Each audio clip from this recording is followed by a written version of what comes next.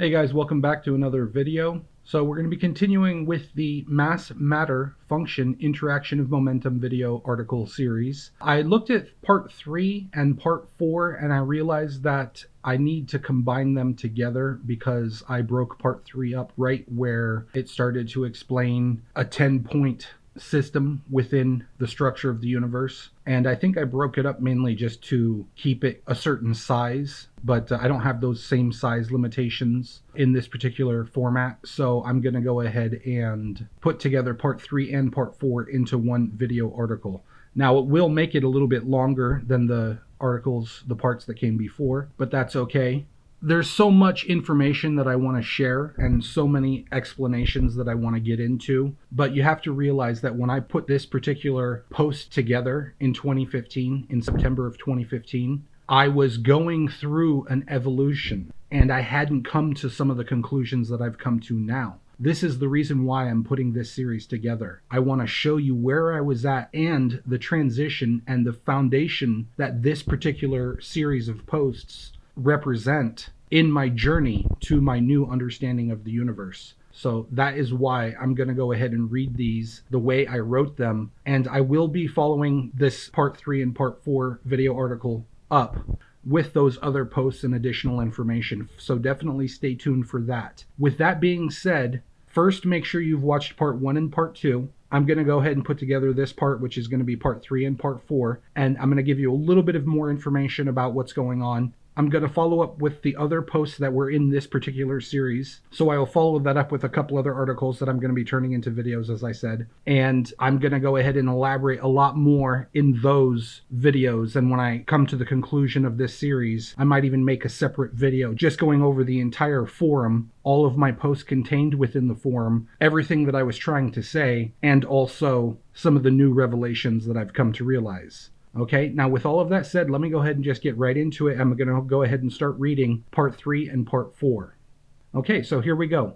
United States, September 13th, 2015, part 3.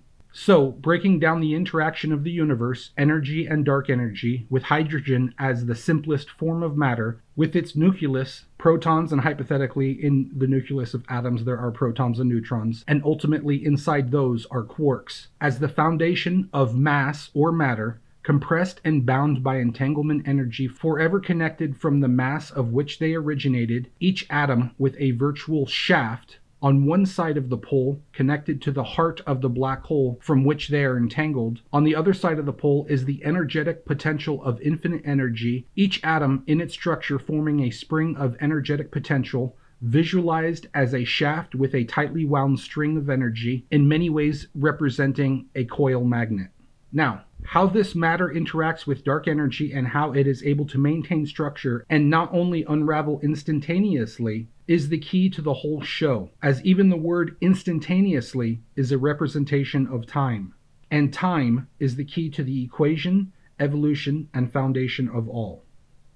You could look at time as a rate of decay of matter. As matter decays, it is actually unraveling, decompressing, and converting its energy into dark energy or space. So this is also visualized as a tick rate. I will dive deeper in a moment, but the quote-unquote tick rate or quote-unquote time is all bound by the environment. This is classic relativity. This is space-time, and this is quantum mechanics all combined into one unified theory. Of note, iron is king. All major mass, when compressed hard enough, will transfuse into iron. Hydrogen, through the compression, will convert through the base elements to iron. Exotic elements that do not occur in stars or occur in low quantity levels are not entered into these equations, and the standard model and periodic table are not challenged. Upon this logic, one can conclude that all matter is a form of time. All matter is a battery of energy, of time energy. And regardless of its configuration, the core fundamental foundation is the quark and its energy potential.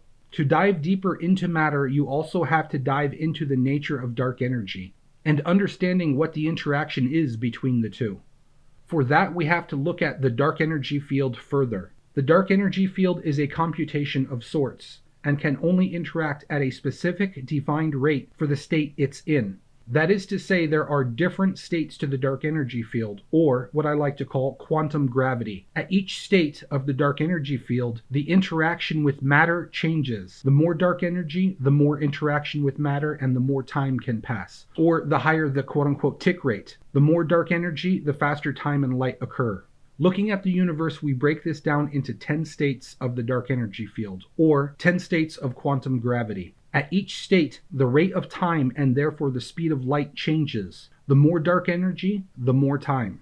The same force that creates gravity is the same force as all. But you have to remember the definition of quantum leap. We know that everything behaves based on a quantum state. If there is a circle from 1, 2, 3, 4 all the way to 10, and there is no gradient in between, then the dark energy field effect will behave differently at each state. Each shell of these states is defined by a magnetic field or quote-unquote gravity field. As matter progressively gets heavier/denser, dark energy progressively gets lighter or thinner. Where dark energy progressively gets heavier or denser, matter progressively gets thinner or lighter. How can that be, you ask? That is a paradox. Answer is, electromagnetic energy is caused by matter moving over the dark energy field. The heavier the field, the more electromagnetic energy. Electromagnetic energy comes at a cost. At the quanta of the interaction between energy, or matter, and dark energy, electric charges generate and attempt to grip each other. Though never strong enough to make a lasting entanglement, they are in fact the quote-unquote simple entanglement, the wave particles, photons and electrons. They are the very cause of the speed of light and the reason for the limitations of the quote-unquote movement of matter over the dark energy field. So, as the field gets heavier, matter tends to slow. As matter slows, it gets lighter. As it gets lighter, it gets quote-unquote thinner. The effect can be seen by hypervelocity star explosions. As a star gets ejected from its galaxy and its original state of gravity, as it moves out of the galaxy's shell, quantum state of gravity, magnetic field, or gravity zone, it enters into a heavier dark energy zone. Its momentum in this new zone causes it to become very energetic, and it's gonna pop one way or another. Its increase in electromagnetic energy can cause it to supernova, or it will get very energetic and burn through its fuel and start to slow down to the point that it gets too light and wants to get thinner. And that it does. Again, supernova. Poor star.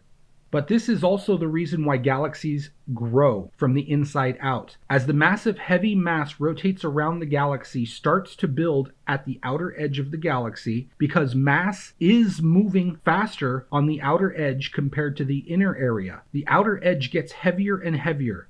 As this dense mass pulls away from the galaxy, it explodes into lighter, thinner structures, while the whole galactic structure is then able to reconfigure and reorganize itself. So basically what I'm trying to say here is when you have a galaxy, the further out from the center of the galaxy, if the galaxy is rotating like a wheel and not like a vortex, as the massive stars, or as stars I should say, move towards the outside of the galaxy, they have to cover more distance than the stars on the inside of the galaxy to rotate the same degree of movement. If you have stars on the outside of the galaxy, they have to be moving a lot faster than stars closer to the center of the hub of the galaxy. And because of this, because motion of matter equals gravity, which equals energy, the faster the stars on the outside of the galaxy are moving, the heavier they're proportionally getting. Now they're able to progressively move faster and faster as they slowly move outwards from the center by using gravity assist and by creating gravity waves and distortions in space itself to help them maintain or actually accelerate. As they move outwards, they have to physically accelerate to maintain the same location that they were when they were closer to the galaxy. It's a mathematical equation, which I'm not going to get into details further. But basically, as stars move to the outer edge of the galaxy, they have to rotate faster and faster, and they are moving faster and faster. And because of this, they're getting more and more massive. So stars moving at the same speed that are closer to the center. Stars that are moving on the same parallel, I should say, that are closer to the center are not moving as fast as the stars on the outer edge of the galaxy. And therefore, even though they can look to be the same size or similar in size, their mass is lower. They are not as dense as the stars on the outside because they're not moving as fast. That's basically the concept I'm trying to explain right here. So think of it this way. State 1 of the dark energy field is inherently tied to the original black hole our universe is entangled in. State 2 would be the most expansive void in outer space, the quote-unquote center of the universe, where there is the wormhole connecting our universe to the universe above us. Now, I have revised that. I'm just going to say right now because that is actually not completely accurate, and it's very important that I just throw in a footnote right here that has been revised, and basically the center of the universe, the wormhole is not connecting the center of the universe, this universe, to the universe above us. It's connecting the center of every piece of mass in this universe to the core of the black hole above us. And I've come to refine this and understand a lot more about what's happening. And I learned also about naturally occurring crystal core quantum computers and crystals being used in quantum computers here on Earth. And I've revised my formulas a lot more. And I don't want to talk about that just yet. You've probably watched a lot of my other videos and you understand where I'm going with this. But for this particular read through of this particular set of posts, I'm trying to keep you in the framework of where I was at the time when I wrote it, so you can understand how fundamental and foundational these concepts are towards my new revelations and realizations and equations and formulations that I've come to since this particular series of posts. Okay, so I'm going to go ahead and just let you know right now, state 2 of the dark energy field would be the wormhole connecting every piece of matter in this universe to the black hole in the universe above us. So it's not the center of the universe, it's the center of every piece of matter. There is an entanglement connection, or a quote-unquote wormhole, that connects to the membrane of the universe above us. And that opens the door for so many amazing exotic possibilities that I can't even begin to start to explain them, other than, stuff like Stargate and wormholes all become possible because of this particular structure to the universe.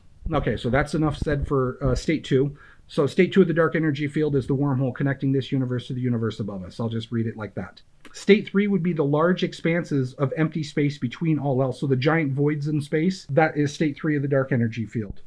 State 4 would be the quote-unquote the dark matter state, where the dark energy still has large amounts of hot, energetic mass newly decayed and converted to dark energy, causing an unseen level of quote-unquote extra gravity, where all known matter tends to converge. This is galactic magnetism. Okay, so I'm just going to throw in right here. Basically, if you think of the galaxy, there's all this energy and mass at different density levels surrounding the galaxy, including gas and even iron dust. Believe it or not, there's iron dust in the galaxy, spread out throughout the entire galaxy. And there's, of course, lots of giant clouds of hydrogen and other elements in these giant nebulas and these giant clouds surrounding all the major groupings of stars and stuff like that. There's all this hot gas that imagine each and every star is giving off this radiation of hydrogen and other energy that is coming off of the stars. As it leaves the particular heliosphere of each star, those particles envelop and create a giant bubble of hot,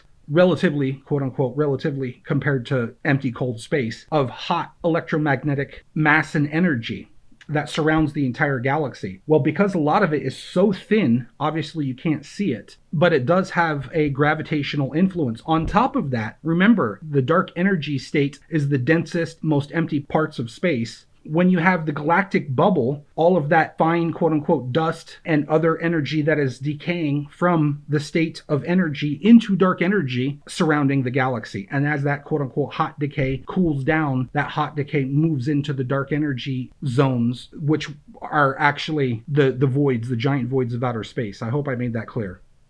So state 5 would be the quote-unquote gravity as we know it in human terms here on Earth and within our solar system. I'm just going to note right now, state 5 of the dark energy field is the crystal cores of the cosmos itself. So all the stars, planets, protoplanets, moons, all of the celestial objects in the universe large enough to have a crystallized core at their center would be state 5 of the dark energy field. I will explain that a lot more, and if you've already watched any of my earlier videos, you already understand where I'm coming from with this. But state 5 of the dark energy field is literally when you think of a star, a 5-sided golden star, and you get a little sticker for, your excellence in school, and the teacher gives you a 5-sided golden star. There's a reason why the star is a 5-sided golden star. Okay, just know that. Just understand that that is actually something that has been lost and forgotten, but has been passed down through the generations. The 5th state of the dark energy field is the stars.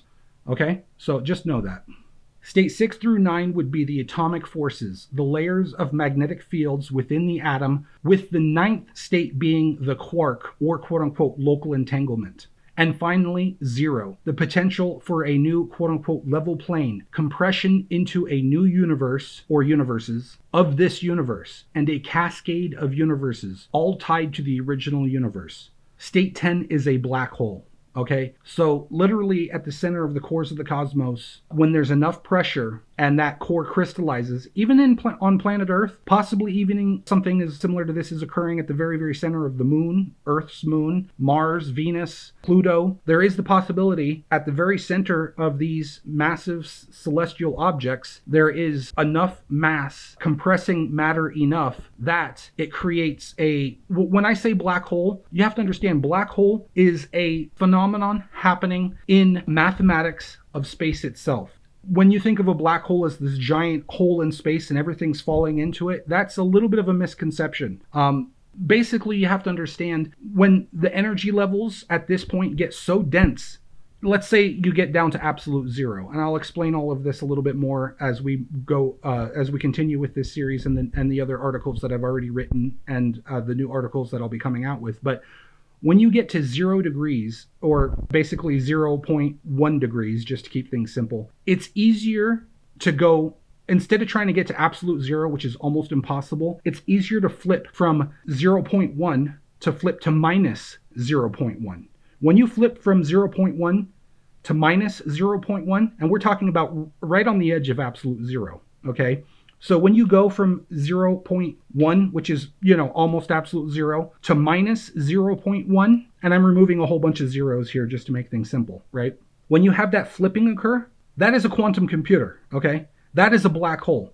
That is a new singularity occurring, okay? And this is where things get really, really excited, and this is where the magic of the universe actually happens, is right here, where that 0.1 energy level actually is strong enough that it can continue. But instead of getting down to absolute zero, which becomes harder and harder and harder and harder, what the universe does and what quantum physics actually does is it bypasses zero and it basically just flips to 0.1. So it literally creates an entire new dimension or an entire new universe underneath itself. And that's what we call the black hole. As that dimension gets bigger and bigger and bigger, and inside that black hole more and more mass and energy starts to form, then obviously the black hole grows enough to the point where exotic things start occurring. And this is the heart of the universe in its entirety. Very special happens. The form of the crystal, configured just like the universe, and indeed our own mind, is also mainly empty space. It is in this space that scientists store and harness vast amounts of information, in the dark matter of the crystal. Say what? Very special happens. The form of the crystal, configured just like the universe, and indeed our own mind, is also mainly empty space. It is in this space that scientists store and harness vast amounts of information, in the dark matter of the crystal. And I will get into that more, but this is the framework that you need to understand. We're getting to that quote-unquote quantum computer singularity black hole, naturally occurring crystal core quantum computer. This is the framework that needs to be explained so that you can start to understand this more and more. And I'm going to, with the next couple of sentences and paragraphs, I'm going to allude to this a little bit more. At the time I wrote this, I did not realize what I just told you, okay? At the time I wrote this, I was literally just coming to these revelations, not really completely understanding or connecting the dots, and I was just coming to this just based on the mathematics and the theory. This is where I was at, okay? Now this next sentence, I did alter very slightly. I added 0 plus 1 dash 1 plus 0. Originally, it just said 0 plus 1 or 10. So the reason why I'm telling you this is because you're going to note at this next sentence that I'm about to read, when it comes to quantum computers and qubits and quantum calculations, the fundamental process that quantum computers use is a qubit. And a qubit is 0 plus 1, 1 plus 0, or a combination of the two. And I didn't realize that. I didn't quite connect the dots at the very time that I was writing this. I had my framework, I kind of understood, but I hadn't connected the dots with quantum computers, with the fact that they're using crystals to build quantum computers, with vacancies, I'm going to say something right now which I may or may not regret. You may or not be able to understand. I'm just going to throw it in as a little tongue-in-cheek, something that we might come to later on in the future. Does the universe create infinity out of nothing, or does the universe create nothing out of infinity? That's a little bit of a joke, and that's kind of a I don't know. It's a complicated one, but I'm going to tell you right now that theoretically speaking, the universe is both creating infinity out of nothing, and it's also trying to create nothing out of infinity. And so when you have a crystal, when you have a vacancy within a crystal, that vacancy, you can theoretically say that that vacancy is a piece of energy that is moving around in the crystal, okay? Because all other parts of the crystal are so dense and compact and in such uniform agreement that that vacancy then is a vacancy of nothing, right? So the vacancy, the word vacancy means lacking or nothing, okay? So that quote unquote little tiny piece of nothing is then starting to move around, and then that should lead you to start to understand where I'm going with this whole question of, does the universe create infinity out of nothing, or does the universe create nothing out of infinity, right? There's a lot more to that theory and that thought concept and that thought process. Okay, so I'm going to reread these last couple of sentences without any extra interjection, and then hopefully I can continue. Okay, so, and finally, 0, the potential for a new level plane, compression into a new universe or universes of this universe, and a cascade of universes, all tied to the original state. State 10 is a black hole. As I said, a black hole, a singularity. The flipping occurs. It's basically a flip-in calculation. You can leave it as simple as that.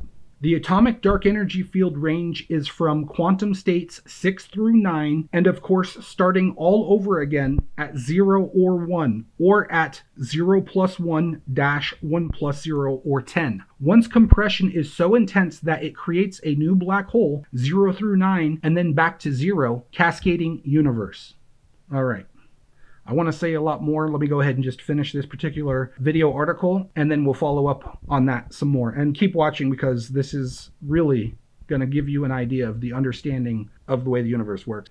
State 9 is the quark, or local entanglement. This is the state where dark energy and energy entangle and create the foundation of matter and energy in the quote-unquote known universe, where the electromagnetic energy is created. This is also the state with the least amount of dark energy. There is no state below this because there is no possible way for energy and dark energy to get any closer. This is the state where energy and dark energy entangle, and this is the building block of all matter. It takes an extreme amount of energy to create quote-unquote local entanglement. The force from compression into a black hole, or the 10th quantum state, is required. Where there is no dark energy, there is no time. Just as space-time will tell you, time and space are one and the same. At this 9th quantum state, time is very slow. This is because each field above it, each of the gravity shells above it, has pushed away more and more dark energy. So at this final state, there is the least amount of dark energy and therefore the least amount of time, or tick rate. So imagine this tick rate as a cycle. There is one cycle. Though there is only one cycle at this state, imagine one cycle taking 1,000 years. But only 1 second from the perspective of the next lighter state. So in 1,000 years, this entangled particle can shift and vibrate in every possible way and configuration, but it is seen as 1 second passing from the perspective of the 8th quantum state, and therefore it looks and feels solid. Quantities are placeholders or examples. At the 8th quantum state of matter, these basic entangled particles entangle together, but now the proportions of energy and dark energy is different. The particles pair or group up. So now you have, as an example, 3 entangled particles associated with more dark energy. Say 9 dark energy particles, 3 dark energy particles for every entangled particle.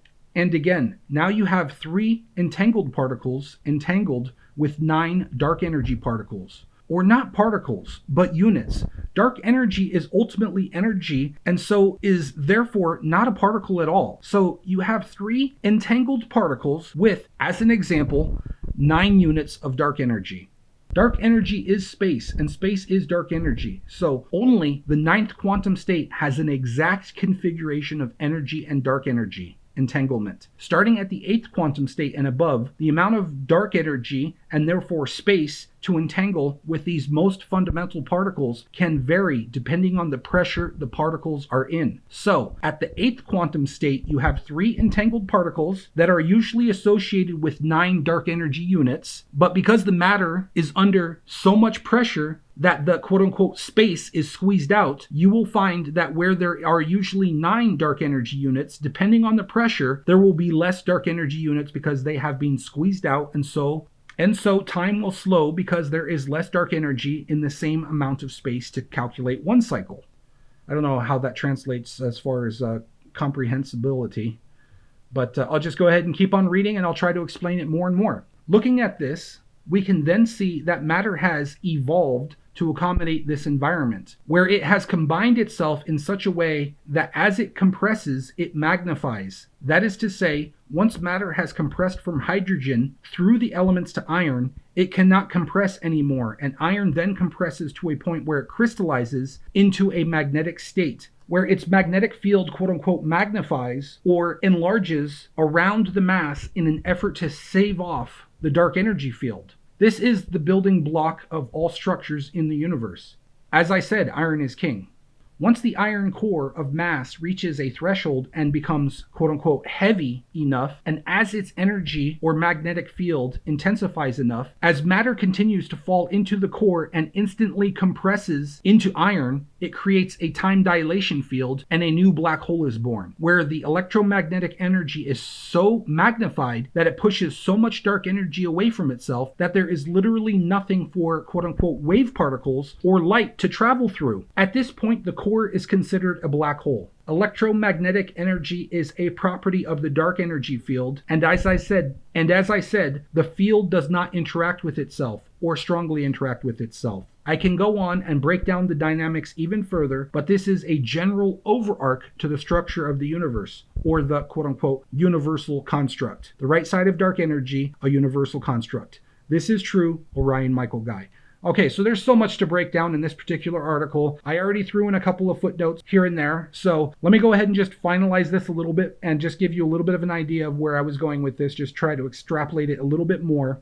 And I'm going to go ahead and just start here with this particular sentence where I'm talking about how the ninth quantum state of gravity has an exact configuration of energy and dark energy entanglement. And then starting at the eighth state and above, the ninth state of quantum gravity is the state that cannot be compressed. It's a finite, crystallized, defined state that is fixed in form and function. Anything that tries to push too much on this state will literally fall through to another dimension and into a new universe. Anything above it has the ability to be compressed or decompress. And based on the compression and decompression, that is the foundation that is really at the base of all matter in this universe. And that's basically like the most solid fundamental foundation is the ninth state of quantum gravity, which is local entanglement. This is the state where matter basically becomes solidified into let's say an unmovable force, okay? If you try to push harder on it, it will fall through to a new dimension in a new universe, okay? The energy flows into a new dimension in the new universe. And we're talking about the universe being a multidimensional multiverse, but we are in the fifth dimension and we are only experiencing higher levels of geometry and complexity interacting above the fifth spatial dimension and below the fifth spatial dimension, okay? What we are able to witness is the interaction point. But when you start looking at, when you hear about mathematicians talking about the fourth dimension, the fifth dimension, the sixth dimension, the seventh dimension, and the eighth dimension as these super exotic crystal structures that can only interact in very defined and particular interactions and structures, that is the structure of the universe, but we cannot visualize it. Our brains do not have the brain power to visualize anything really higher than the third dimension. We can understand the fourth dimension ever so slightly, and I'm using the word dimension and spatial dimension interchangeably, which I shouldn't. I really shouldn't do that because the whole English language is not really written properly to define these concepts. That's another problem that we're running into. Dimension, level plane, spatial dimension versus... Okay, so here, let me just interject right now. the quote unquote 3-dimension universe plus the 4th dimension, which is time, the flow of time. That's nonsense. The word dimension is nonsense. That's a vector. We are in a 3-vector scalar field, okay? We're not in a 3 dimensions. We're in a 3-vector scalar field, okay? It's a 3-vector scalar field. You can go up, down, left, right, back, forth, and then there's the passage of time. Well, the passage of time, so we're in a 3 dimensions plus 1 for the passage of time, but time can go forwards and it can go backwards. So why isn't it counted as 2? 3 plus 2 equals 5. Again, we're in the 5th dimension. Anyways, that's a little rant that will come into play, and it's very important to basically go over these concepts when you're trying to explain these extremely complex systems, because the language itself is not properly formulated to break down the intricate structure that we are in. We're in a universe that is so absolutely complex. We need to build a framework with language that helps to differentiate the complexity. And right now we're in a situation where we haven't properly done that in modern science and in the vocabulary of the English language. So that is a barrier. Now, with that said, that's why I was just saying that when I talk about, we're in the 5th spatial dimension, and then I talk about the 3 dimensions and then the 5, it gets confusing, right?